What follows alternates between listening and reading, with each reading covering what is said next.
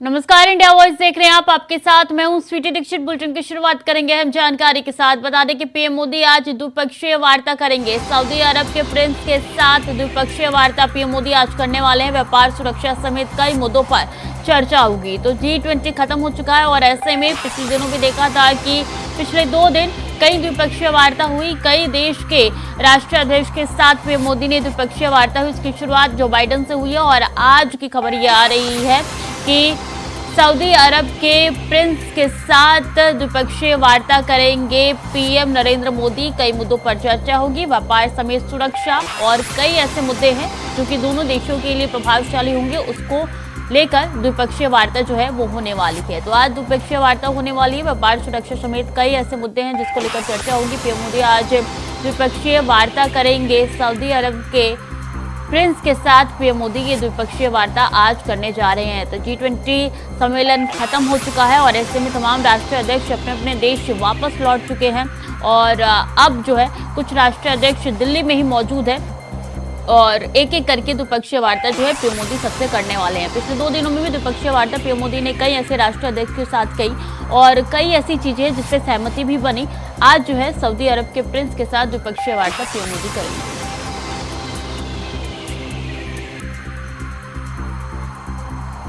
व्यापार, सुरक्षा समेत कई मुद्दों पर चर्चा होगी। द्विपक्षीय वार्ता काफी अहम है दोनों देशों के लिए। इसमें विकास कैसे बढ़ाया जाए और दोनों देशों को प्रगति की राह पे कैसे लेके जाया जाए, इसके बारे में भी चर्चा हो सकती है। तो सऊदी अरब के प्रिंस के साथ द्विपक्षीय वार्ता पीएम मोदी करने वाले हैं जो कि काफी अहम होने वाले हैं। इससे पहले भी 2-3 देशों के साथ पीएम मोदी ने द्विपक्षीय वार्ता की है। ऋषि सुनक के साथ भी पीएम मोदी की द्विपक्षीय वार्ता हुई थी। उसमें भी कई मुद्दों को उठाया गया था। उससे पहले देखा था जो बाइडेन के साथ भी पीएम मोदी ने द्विपक्षीय वार्ता की थी जिसमें निवेश को लेकर बढ़ावा किस तरीके से दिया जाए और इंपोर्ट एक्सपोर्ट में किस तरीके से दोनों देशों में कामयाबी हासिल की जाए, इसको लेकर भी चर्चा हुई थी। टैक्स वेट जो है किस तरीके से घटाया जाए, हर मुद्दों को लेकर भी दोनों राष्ट्राध्यक्षों के बीच में वार्ता हुई थी। और एक बार फिर से आज देखिए सऊदी अरब के प्रिंस के साथ द्विपक्षीय वार्ता होने जा रही है।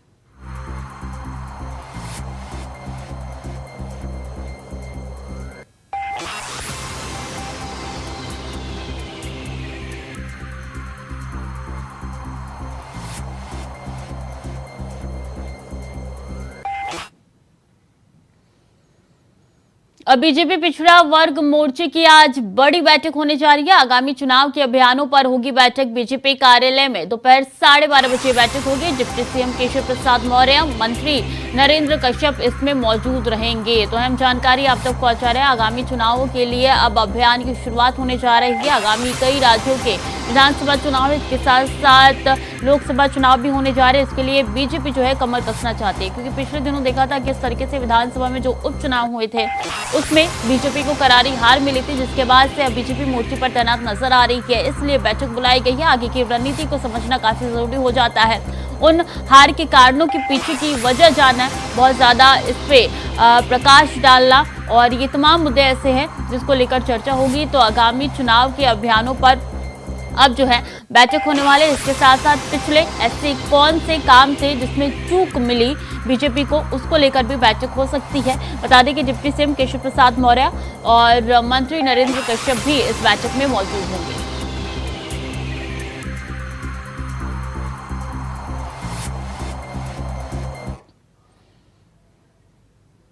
और आज बीएसपी प्रदेश अध्यक्ष लखनऊ कैडर की करेंगे बैठक। अपने संगठन को मजबूत करने में जुटी है बीएसपी। घोसी उपचुनाव के बाद संगठन को मजबूत करेंगे। बैठकों में सर्व समाज के लोगों को बुलाया जा रहा है। बीएसपी सुप्रीमो मायावती बैठकें करने के निर्देश दिए हैं। तो बैठकों को करने के निर्देश जो है बीएसपी सुप्रीमो ने दिया है। एक दिन में कम से कम 2 बैठकें करने के निर्देश दिए हैं मायावती ने। 40 दिनों तक बसपा की ये बैठकें लगातार चलने वाली। तो बसपा भी अब मोर्चे पर तैनात नजर आ रही है। घोसी पे उन्होंने कोई अपना प्रत्याशी नहीं उतारा था और ऐसे में जो है जीत यहाँ पे सुधाकर सिंह की हुई थी। अब देखिए आगे की रणनीति में मायावती जुट चुकी है, आगे किस तरीके से रणनीति बनाई जाए, क्योंकि उनका कहना है कि खुद के दम पे ही चुनाव लड़ेंगे और किसी का सहयोग उनको नहीं चाहिए। इसके लिए अब उन्होंने निर्देश दे दिए हैं कि बैठकें लगातार हो, निरंतर बैठकें हो। कहा यह जा रहा है कि 40 दिनों तक ये बसपा की बैठक लगातार चलने वाली है और एक दिन में 2 बैठकें चलेंगी। ये मायावती की तरफ से साफ तौर पर निर्देश दे दिए गए हैं कि कोई भी कोताही ना बरती जाए, बैठक लगातार हो।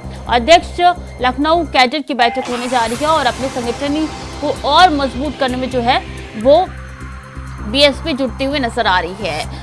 बीएसपी सुप्रीमो ने ये निर्देश दे दिए हैं कि बैठकों में कोई कोताही ना हो, एक दिन में 2 बैठकों यानी कि 24 घंटे में 2 बैठकों, इसका खासा ख्याल रखा जाए। 40 दिन तक ये बैठक लगातार चलेगी, जो कि आने वाले लोकसभा में कोई रणनीति बना सकती है।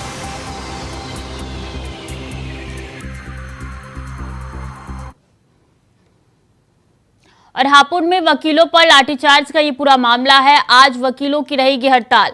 यूपी बार काउंसिलिंग की आपात बैठक में फैसला होगा। मांगों को लेकर आज हड़ताल पर रहेंगे तमाम अधिवक्ता। तो अहम जानकारी आप तक पहुंचा रहे हैं, जहां ये मामला थमता हुआ नजर नहीं आ रहा है।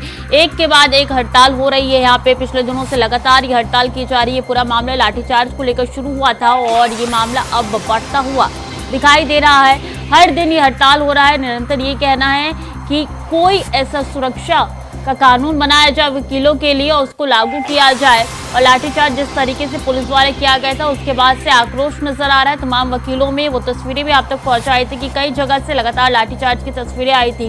लाठीचार्ज करने के बाद तमाम वकीलों को पुलिस ने कोर्ट के अंदर भेजा था। वो तस्वीरें भी आप तक पहुंचाई थी। अब ये कहना है यूपी बार काउंसिलिंग का कि आपात बैठक में फैसला लिया जाएगा। आज वकीलों की हड़ताल होगी। मांगों को लेकर आज हड़ताल पर रहेंगे तमाम अधिवक्ता। तो कामकाज में यहाँ पे बाधा उत्पन्न हो सकती है।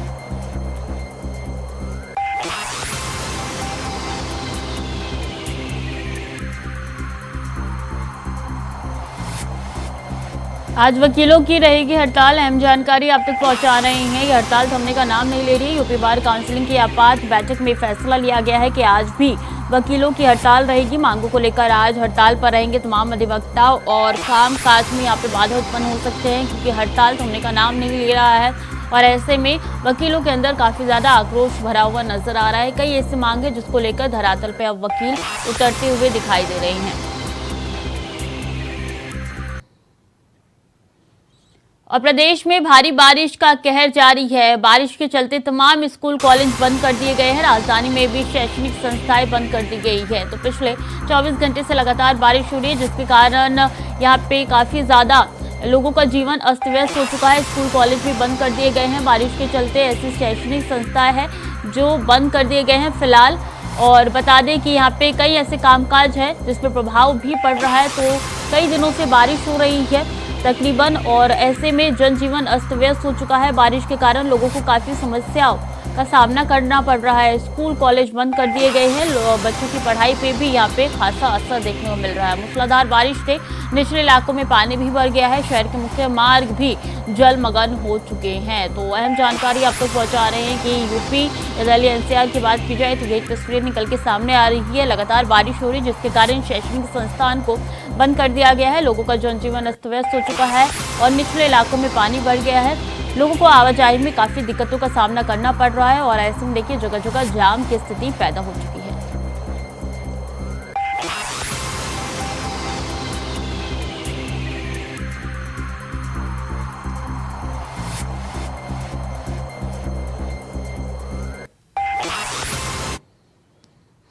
वहीं बता दें कि बारामूला से लश्कर के 3 आतंकी गिरफ्तार हुए हैं। 3 हैंड ग्रेनेड, 30 AK-47 आतंकियों के पास से जब्त हुए हैं। सुरक्षा बलों का सर्च ऑपरेशन जारी है। सुरक्षा बलों ने आईजी को नष्ट किया है। तो 3 हैंड ग्रेनेड, 3 AK-47 आतंकियों के पास से जब्त किए गए हैं। 3 आतंकी गिरफ्तार हुए हैं जो कि लश्कर के बताए जा रहे हैं। सुरक्षा बलों का सर्च ऑपरेशन लगातार जारी है।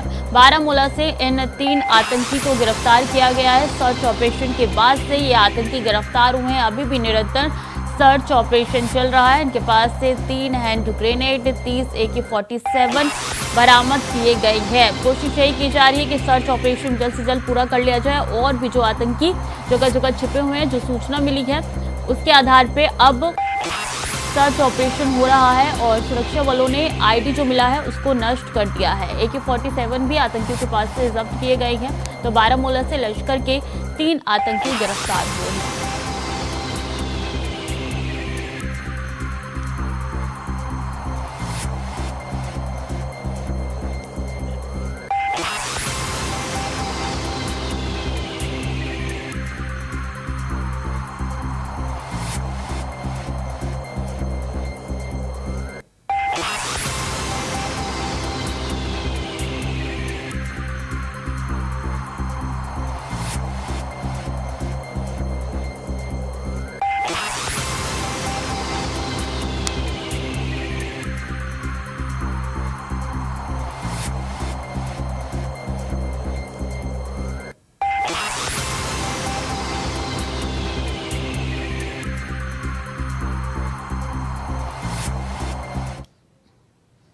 और दिल्ली में 2 दिन तक चले G20 शिखर सम्मेलन का समापन हो गया है। इस दौरान पीएम मोदी ने नवंबर में G20 वर्चुअल समिट का दिया है सुझाव और अध्यक्षता ब्राजील को सौंपी है। समापन के दौरान पीएम मोदी ने कहा है कि कल हमने वन अर्थ और वन फैमिली सेशन में व्यापक चर्चा की। उन्होंने कहा है कि मुझे संतोष है कि आज जो G20 one earth, one family और वन फ्यूचर को लेकर आशावादी प्रयासों का प्लेटफॉर्म बना है।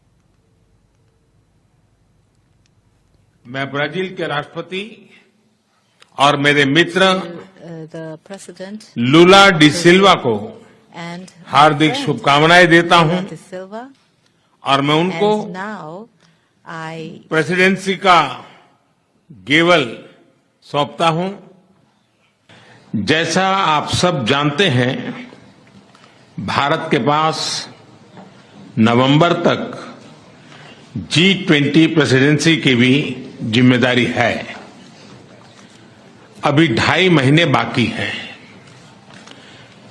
इन 2 दिनों में आप सभी ने अनेक बातें यहां रखी हैं, सुझाव दिए हैं, बहुत सारे प्रस्ताव रखे हैं। हमारी ये जिम्मेदारी है कि जो सुझाव आए हैं उनको भी एक बार फिर देखा जाए कि उनकी प्रगति में गति कैसे लाई जा सकती है। मेरा प्रस्ताव है कि हम नवंबर के अंत में G20 का एक वर्चुअल सेशन और रखें। उस सेशन में हम इस समिट के दौरान तय विषयों की समीक्षा कर सकते हैं। इन सब की डिटेल्स हमारी टीम आप सभी के साथ शेयर करेगी। मैं उम्मीद करता हूं कि आप सब इससे जुड़ेंगे। योर हाइनेसेस, एक्सेलेंसीज, इसी के साथ मैं G20 समिट के समापन की घोषणा करता हूं। One earth, one family, one future का रोड मैप सुखद हो। स्वस्ति अस्तु विश्वस्य, यानी संपूर्ण विश्व में आशा और शांति का संचार हो।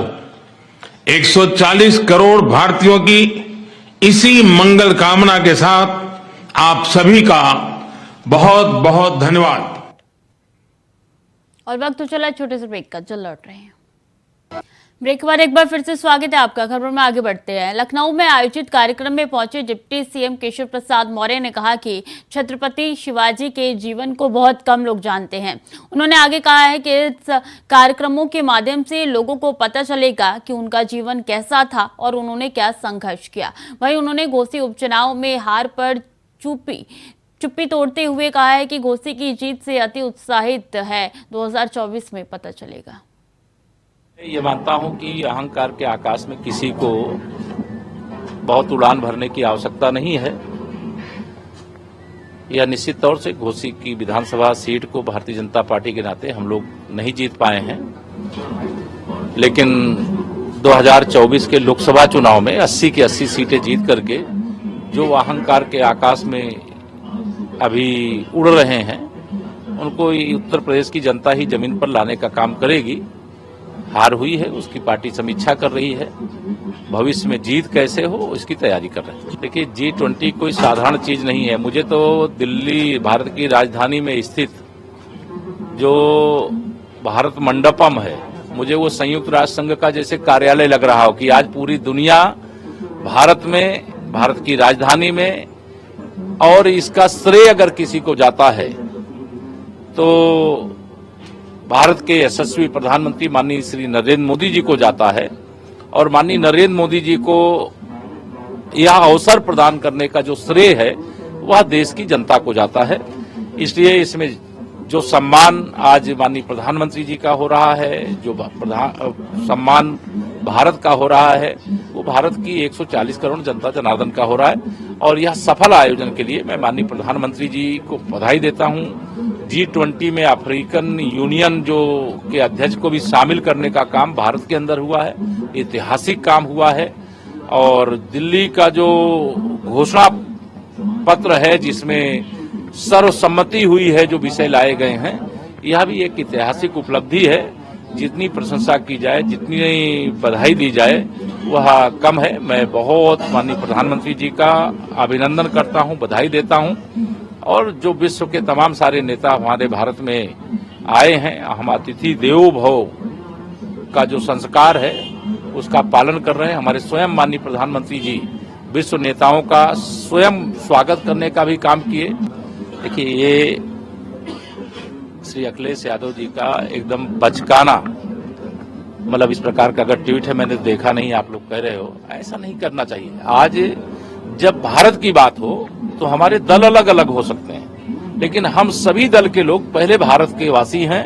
और जब भारत का मान बढ़ता है तो उसमें दल का मान नहीं बढ़ता है, पूरे भारत का मान बढ़ता है। ऐसे समय में चाहे वो श्री अखिलेश यादव जी हों, चाहे वो श्री राहुल गांधी जी हों, और चाहे विपक्षी दल के और भी कोई नेता हों, उनको इस प्रकार की टिप्पणी से बचाना चाहिए। और भारी सुरक्षा के बीच आंध्र प्रदेश के पूर्व सीएम एन चंद्रबाबू नायडू को राजमुंद्री सेंट्रल जेल ले जाया गया है।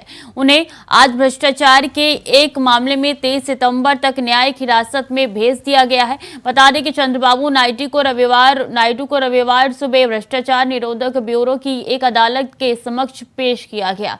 इससे पहले उनसे यहां कुंचन पल्ली स्थित सीआईडी के विशेष जांच दल कार्यालय में लगभग 10 घंटे तक पूछताछ की गई थी।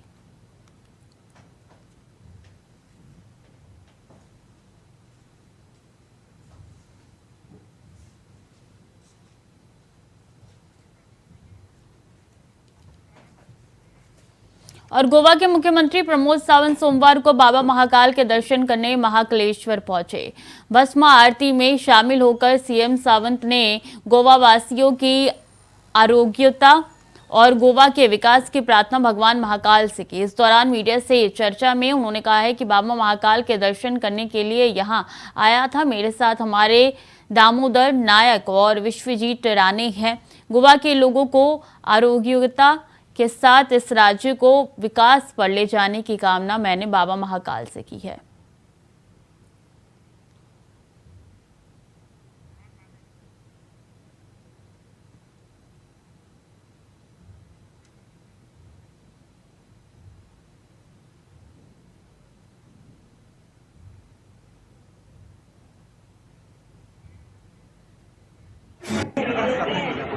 बाबा महाकाल के दर्शन के लिए यहाँ पे आया था। बाबा महाकाल के मैंने प्रार्थना की, गोवा के सभी लोगों का आरोग्य और गोवा के विकास और भरभराटी के लिए बाबा महाकाल से प्रार्थना की। मेरे साथ में हमारे माननीय मंत्री जी विश्वजीत राणे, हमारे पार्टी के general secretary Damodar Naik, MLA doctor Divya Rane, ये सभी लोग हम साथ में थे।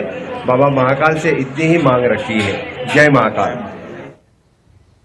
महाराष्ट्र के ठाणे शहर के बालकुम इलाके में रविवार शाम को हुई घटना से हर कोई स्तब्ध है। 40 मंजिला इमारत के निर्माणाधीन लिफ्ट के गिरने के मरने वालों की संख्या बढ़कर 7 हो गई है। वहां के स्थानीय अधिकारी ने ये जानकारी दी। खबरों की माने तो ठाणे नगर निगम के आपदा प्रबंधन प्रकोष्ठ के प्रमुख यासीन तड़वी ने बताया है कि ये लिफ्ट 40वीं मंजिल से दुर्घटनाग्रस्त होकर पी लेन में जा गिरी।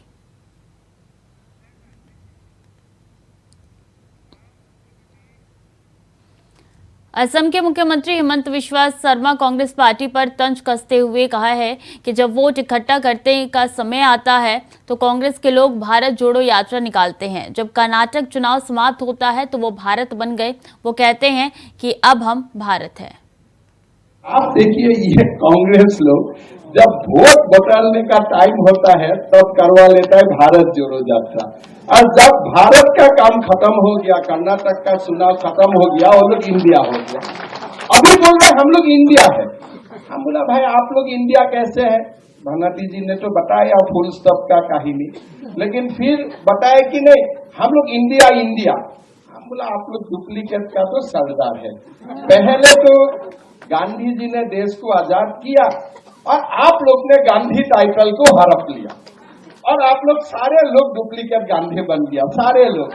अभी कैसे गांधी बना? मैं तो रिसर्च बहुत दिन किया। अब कौन सा फॉर्मूला में इंदिरा गांधी, राहुल गांधी, राजीव गांधी, प्रियंका गांधी, कौन सा फॉर्मूला में गांधी होता है? आपको दिखाई नहीं देगा। इसलिए बहुत सारे ये है, ये तो इंडिया का जो पहला स्कैम शुरू हुआ वो टाइटल से ही पहला स्कैम शुरू हुआ कि किसी का टाइटल लेके हम गांधी बन गया, और इसी जैसा हमारा देश को हड़प के वो इंडिया बनना चाहते हैं। तो हमने बोला, फिर बोलते हमको डर गया इंडिया नाम लेके। मैं बोला काल को अगर डकाइत अपना नाम गांधी ले लेगा, क्या वो डकाइत क्या साधु बन जाएगा क्या? आप लोग भारत का नाम इंडिया नाम का लेके आप लोग बहुत बड़ा गुनाह किया। इसलिए आप लोग कभी इंडिया को आपने इंडिया का गौरव बढ़ाने का काम नहीं किया। आपने इंडिया का नाम में परिवारवाद बढ़ाने का काम किया। आपने इंडिया का नाम में देश को तोड़ने का काम किया। तो आपको इंडिया नाम लेने का भी अधिकार नहीं है, और भारत का नाम तो दूर दूर से भी मत लेना। ये तो सबसे बड़ा बात है। ना आपको इंडिया बोलने का अधिकार है, ना आपको भारत बोलने का अधिकार है। और मेरा तो विनम्र निवेदन है, राहुल जी आप कम से कम गांधी नाम छोड़ दीजिए, इसलिए वो भी तो डुप्लीकेट टाइटल है, वो भी तो ओरिजिनल टाइटल नहीं है। मध्य प्रदेश के छतरपुर पहुंचे सपा नेता स्वामी प्रसाद मौर्य ने बीजेपी सरकार पर निशाना साधते हुए कहा कि हिंदू राष्ट्र की मांग करने वाले लोगों को अचानक भारत से प्रेम कैसे? ये भारत, इंडिया और भारतीय संविधान के दुश्मन है, और भारतीय संविधान के निर्माता डॉक्टर बाबा साहेब अम्बेडकर के भी दुश्मन है। इंडिया तो बहाना है, मुख्य रूप से इस संविधान और बाबा साहेब अम्बेडकर का विरोध है। देश की जनता से मेरी मांग है कि बीजेपी और आरएसएस जो संविधान विरोधी आचरण कर रहे हैं, इनको बाहर का रास्ता दिखाया जाए और 2024 लोकसभा चुनाव में इनकी विदाई सूचित की जाए। तो हिंदू राष्ट्र की मांग क्यों? हिंदू राष्ट्र की मांग करने वाले लोग को अचानक भारत से प्रेम कैसे? इसलिए ये भारत के भी दुश्मन है, इंडिया के भी दुश्मन है, भारतीय संविधान के भी दुश्मन है, और भारतीय संविधान निर्माता बाबा साहब डॉक्टर अंबेडकर के भी दुश्मन है। इसीलिए इंडिया तो बहाना है, मुख्य रूप से ये संविधान का विरोध है और बाबा साहब डॉक्टर अंबेडकर का विरोध है। जिसको इस देश के लोगों से मेरी मांग है कि भारतीय जनता पार्टी और आरएसएस जो संविधान विरोधी आचरण कर रहे हैं, इनको बाहर का रास्ता दिखाया जाए और 2024 लोकसभा चुनाव में इनकी विदाई सुनिश्चित की जाए। मैंने पहले भी कह दिया कि Bharatiya Janata party, RSS and company east India company से भी ज्यादा खतरनाक है।